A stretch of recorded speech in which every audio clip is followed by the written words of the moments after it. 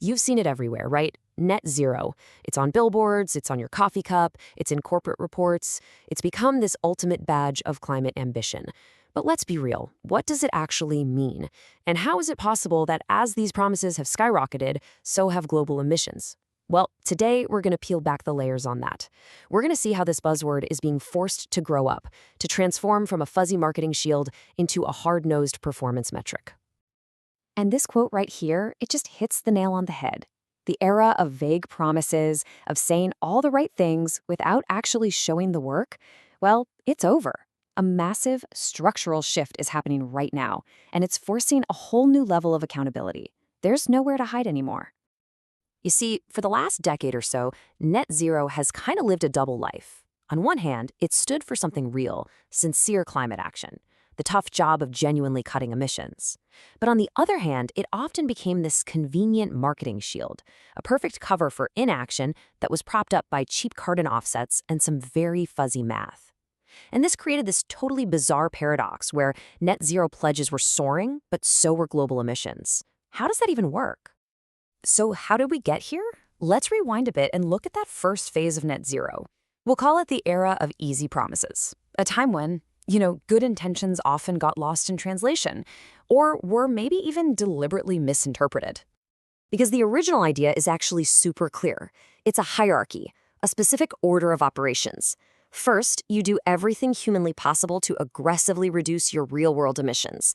Then, and only then, for that tiny slice of emissions that are just impossible to get rid of, you use carbon removals, things like planting forests or new technologies that suck carbon out of the air. So, reduce first, remove last.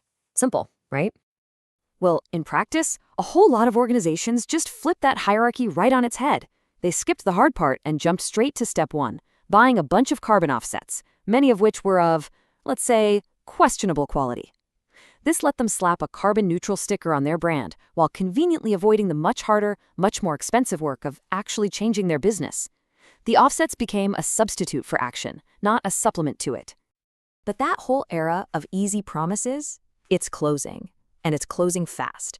So let's talk about why this decade is so fundamentally different. This is the accountability shift. Now, what's really fascinating here is that the pressure isn't just coming from one place. It's coming from everywhere, all at once. You've got tough new regulations like the EU's big sustainability reporting directive that are forcing companies to show their math.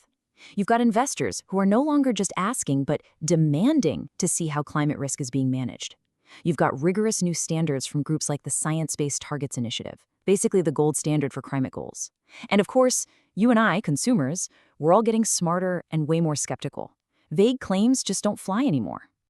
But if there is one single factor, one thing that is changing the game more than any other, it's this. It's the elephant in the room that for years companies could kind of ignore, but now they absolutely can't. I'm talking about Scope 3 emissions. And this chart just illustrates it perfectly. For most companies, the emissions from their own factories and their own electricity use, that's Scopes 1 and 2, that's just the tip of the iceberg.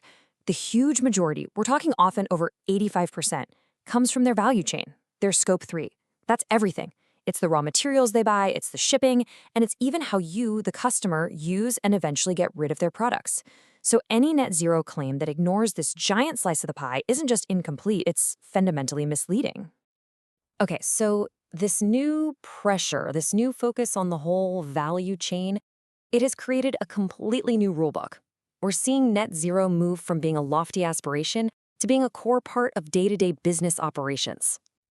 And maybe the most important rule change is about money. Follow the money.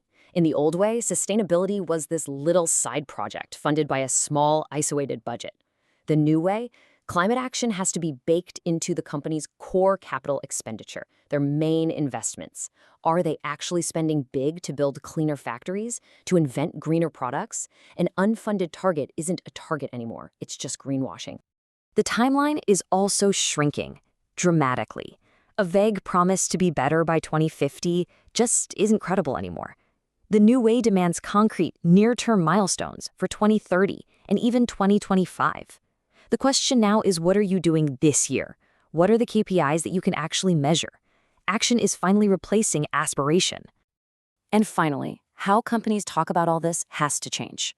We're moving away from those glossy marketing reports with nice pictures of trees and toward auditable financial-grade data. Everyone, investors, regulators, you name it, now expects climate reporting to be just as rigorous and verifiable as a company's financial statements. Radical transparency is the new standard.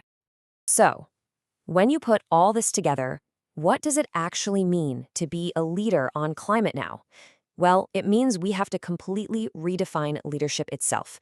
The focus is shifting, big time, away from just making promises and towards provable performance. And this is such an important psychological shift. Leadership used to mean making the boldest, most perfect-sounding pledge, but in this new era, credibility comes from honesty. The companies that are going to be the most respected are the ones who are transparent about just how hard this is, but can still show that they are genuinely committed to tackling all that complexity head-on. So, the new leadership playbook, it looks something like this. Real leaders reduce their own emissions first. They dive deep into the messy work of transforming their supply chains. They put their money where their mouth is, aligning their big investments with their climate goals. They actually welcome scrutiny instead of hiding from it. And crucially, they make climate action everyone's job, not just something for the sustainability team to worry about. And maybe the biggest shift of all is the why. It's the motivation. For years, climate action was framed as this defensive move to avoid bad press, a reputational risk you had to manage. But now, it's increasingly understood as just sheer economic pragmatism. Energy efficiency saves a ton of money, resilient supply chains prevent costly disruptions, and innovative green products win new customers. Decarbonization is simply becoming a competitive necessity. And all of this leaves us with one final critical question. Whether you're an investor, an employee, or just a consumer trying to make smart choices, this is the lens to use. Look at any climate commitment you see and ask yourself, is this just a well-marketed promise for the distant future, or is it a funded, transparent, and measurable performance metric for right now? Because the difference between those two, well, it's everything.